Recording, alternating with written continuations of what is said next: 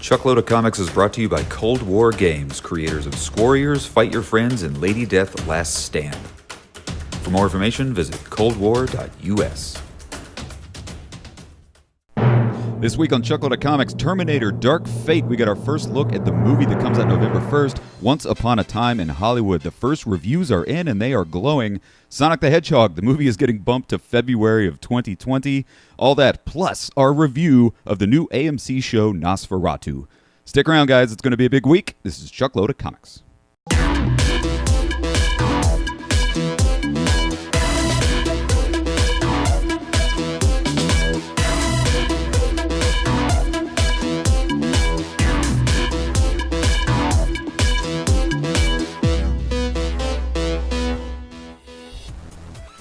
Hey guys, welcome to an all-new episode of Chuckload of Comics. It's our Sunday Week in Review show. Sunday fun day. If this is your first time to the channel, guys, welcome to Chuckload of Comics. Every Sunday we break down the nerdy news of the week, all the big headlines, the stuff that they don't talk about on the major news sites.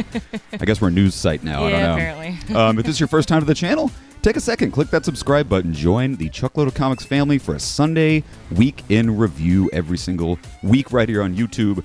Let's go ahead and get right into it, guys. Right off the bat, we got the first look at the new Terminator Dark Fate. Yes. Love that title, by the way. I know, it's great, right? Dark Fate. No fate but what you make for yourself. Oh. Right there from T2. This is a direct sequel to Terminator 2. If you were unaware, they are retconning retroactive continuity. They're that's killing. what that means. That's what that means. If you didn't know, I had to Google it like a couple years ago when I first heard of it. What is retcon? I know what retcon is, or retconning is, but I didn't know what it stood for. Retroactive continuity. Good to know. You learned it here first.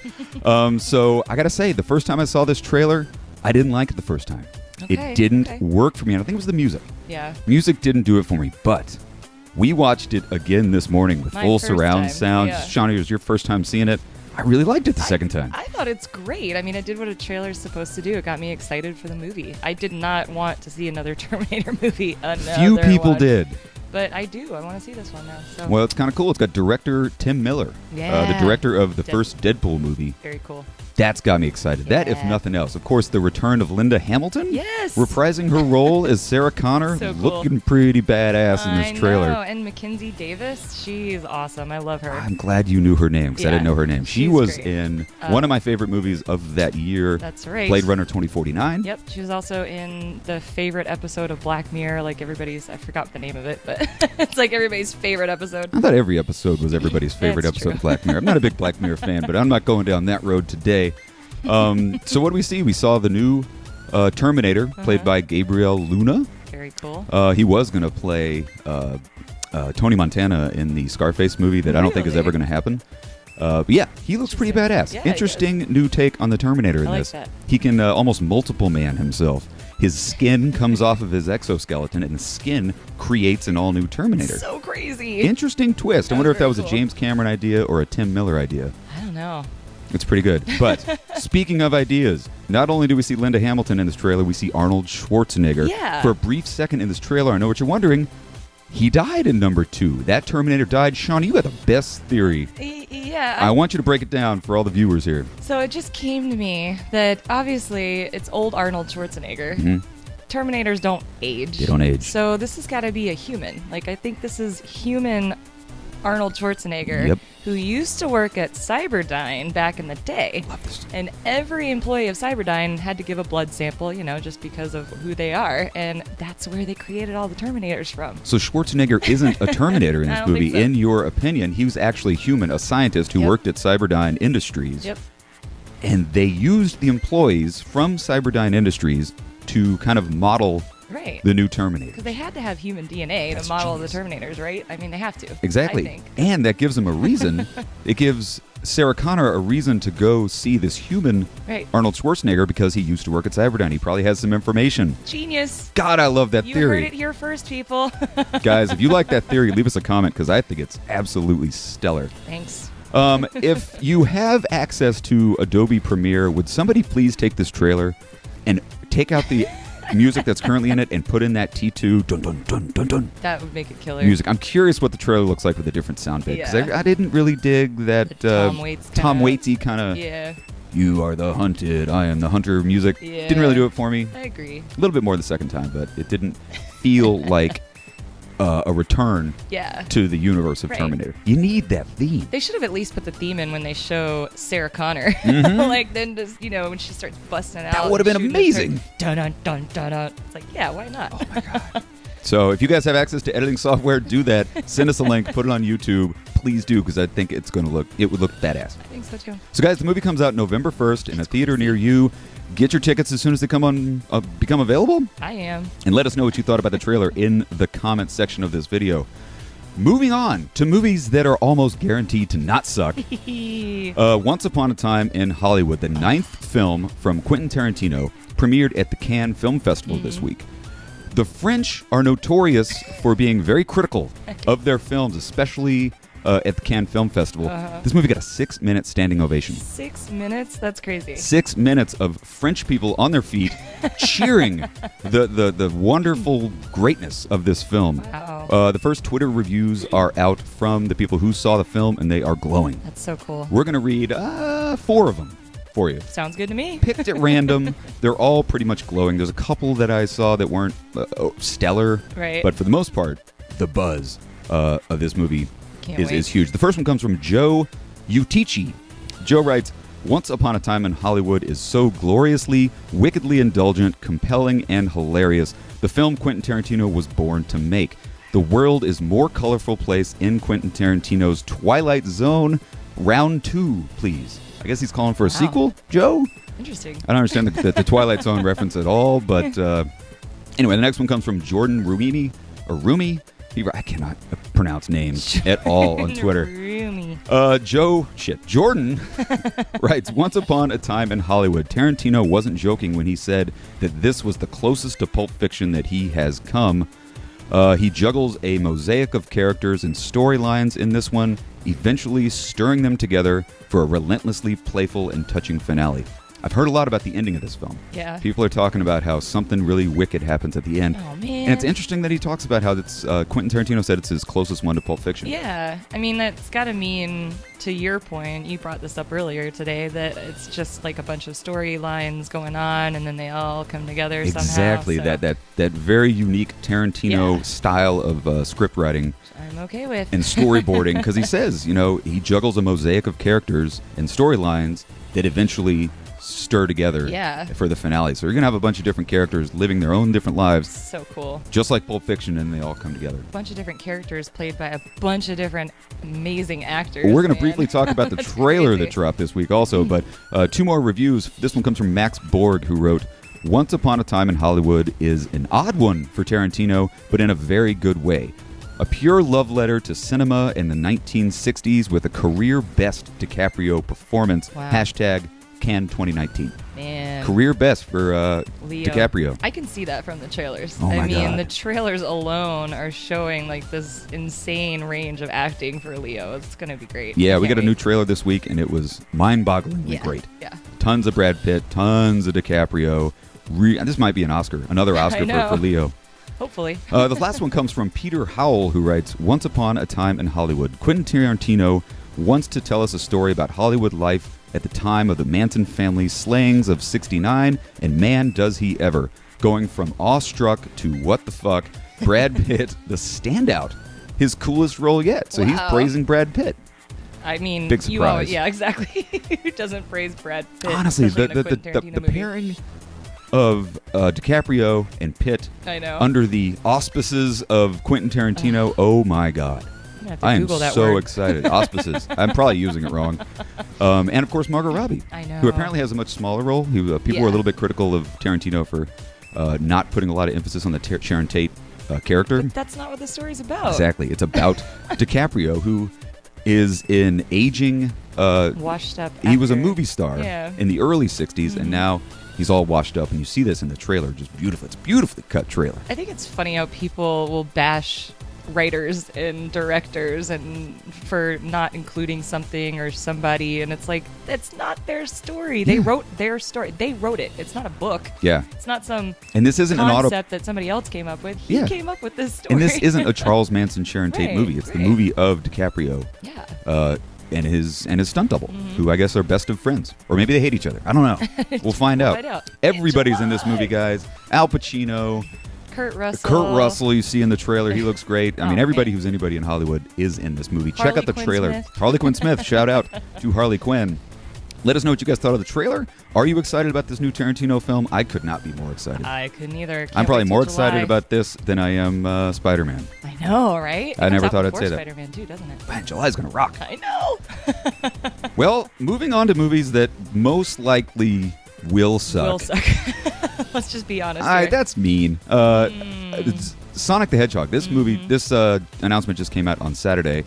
Sonic the Hedgehog, they are moving the release date from November to February. Rightfully so. Rightfully so, because that trailer dropped and nobody liked that trailer. There was not a single person on social media or anybody that I talked to that said, wow, that Sonic the Hedgehog trailer looked great. I'm so excited. And it might not have necessarily had to do with the script. It was the way he looked. He looked horrible. Exactly. It was the character design of Sonic the Hedgehog with his tiny little human eyes, his human teeth. Weird teeth, his weird long runner's legs. Yeah.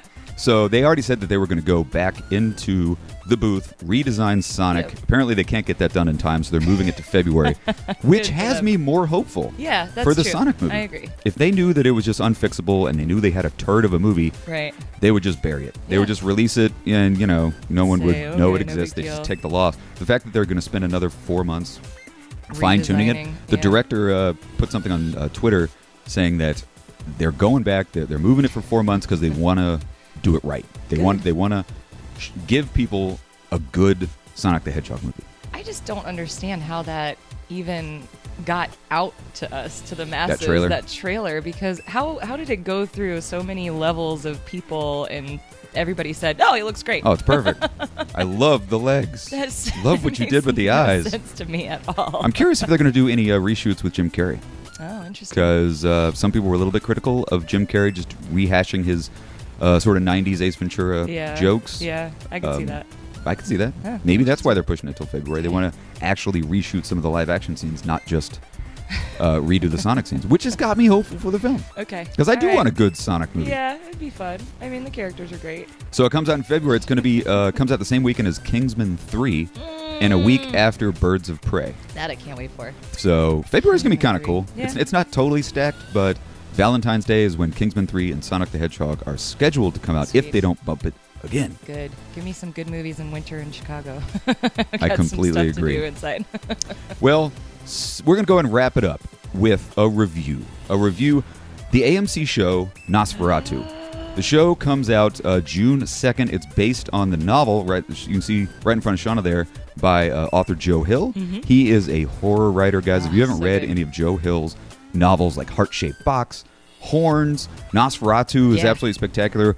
One of the scariest horror novelists working today. Yeah, couldn't agree more. More scary than Stephen King. He also did Lock and Key. Lock and Key. Which is going to be a series on Netflix. All of you comic book fans who like Lock and Key, check out NOS4A2. We saw the pilot episode. Yep. We were invited to a screening at C2E2, the Chicago Comic-Con. They showed us the pilot episode. The show stars Ashley Cummings as Vic McQueen and Zachary Quinto as Charlie Manx. Zachary Quinto, is Spock from the new Star Trek incarnation. Completely unrecognizable. Yeah. Zachary Quinto in this. The makeup job that they give him to play Charlie Manx, I didn't see Zachary Quinto in this role at all until the end. We'll get to that. We'll kind of show you what that's all about. It's kind of spoiler free. I will say get excited about the show because the pilot episode was spectacular. But yeah, hats off to Zachary Quinto, and more importantly, Zachary Quinto's makeup crew. No kidding, man. Amazing makeup job. And Ashley Cummings is she's a great choice for that role. She was fantastic. She's fantastic. So what's the show about? Yeah, it's a psychological thriller about a child abducting maniac and a girl who can locate missing things through a magical portal in an old wooden bridge. What does that mean? That's so cool. I know. The character Charlie Manx, who is sort of this psychopathic, supernatural character, he abducts children, puts them in the back of his Rolls-Royce Wraith. That's the make and the model of the car. He drives around, picks up kids, and takes them to this place called Christmasland. Yep. Christmasland sounds like a nice place. Trust me, if you've read the novel, it's not a place you want to be. It's a very evil, very dark, very scary place. I can't wait to see it on the show. So he abducts children, and while they're in the back of his car, he absorbs their essence. he kind of steals their soul youth, while they're in the back. basically, He yeah. steals their youth because at the beginning of the show he's very old, Yep. and by the end of the show he's young. He gets yeah. younger and younger as the show goes. And Again, the kid just becomes a deteriorates, vampire with start with like sharp teeth, and he just looks all gaunt and Emaciated, terrible and yeah. emaciated. And meanwhile, Charlie Manx just gets younger and younger. Yep. And so, on the other side of the coin is Ashley Cummings' character, Vic McQueen, who is kind of the hero of the show. She has this special ability. While she's riding on her motorcycle, she can find lost things. She, in the book, I don't know if the show's going to do this, in the book, she could do it on her bicycle when she was a kid. She would go find her friend's lost stuff when she was on her bike. Then I think she loses her bike or gets stolen or something, and then so she doesn't really realize she has the power until she gets older, gets a motorcycle. Interesting. And then when she goes across this almost haunted bridge, when she gets to the other side, whatever she's thinking about, she can find it. It's Like so if you're cool. missing your keys, she'll drive across the bridge and go to the place where you lost your keys. yeah. She can take your keys, bring it back, and deliver them to It's him. pretty cool. Perfect hero for a show about someone who steals kids. Right? Because They're she will be missing. able to Find go through the them. bridge, find Christmas Land, find out where Charlie Manx is with his Rolls Royce. Awesome. So cool. You also see in the pilot episode, there's another character. I can't remember her name. Yeah. But she has a does similar the Scrabble pieces. Scrabble. Yeah. She has a that's cool. similar power where she can find lost things, but she digs into this bag of Scrabble pieces, pulls them out, and it spells out the word Yeah. of where, What she's looking what for. she's or looking clues for. To, yeah, Clues to yeah. what she's looking for. So cool. I can't say enough about the show. The I'm so pilot excited. was fantastic. The show drops on AMC next Sunday, June Can't 2nd. wait. That's right around the corner. Get excited. It is spectacular. And I'm already excited because we saw the pilot and it was great, but AMC does not pick up bad shows. Good call. I've Except for maybe never- Fear of the Walking Dead. Oh, yeah. That's true. But- That was just playing on an already hot topic. But you're right. I mean, there's HBO and then there's AMC. Yeah, I think so. I mean, the production quality is always great on spectacular. AMC, and this is exact same for NOS4A2. Really, right from the very opening sequence, before Mm-hmm. even the opening credits, it's just dark. Yeah. Dark. He just jumps right into it with Charlie Manx's character And like you said, the abducting a kid. makeup, I mean, it's incredible. Amazing. Like, you do not recognize him at all. He's I know. this old man with liver spots all over him. Mm-hmm. And like, Well, Zachary Quinto knocks it out of the park. Ashley Cummings, hats off to you. You Yes. kill it. NOS4A2, check it out, June 2nd on AMC. and now you know how to actually pronounce it. I think people were having issues with that. Yeah, NOS4A2. It's called NOS4A2 because it's NOS4A2. vampire-ish. Yeah. And check out all of Joe Hill's work. Lock and Yes. Key, Horns, Heart-Shaped Box, one of my favorite horror books of all time. Yep. Check them out, Joe Hill. So, guys, that's your week in review. Terminator Dark Fate, Once Upon a Time in Hollywood, Sonic the Hedgehog, and NOS4A2. Check it out June 2nd. Yes. Thanks for watching, guys.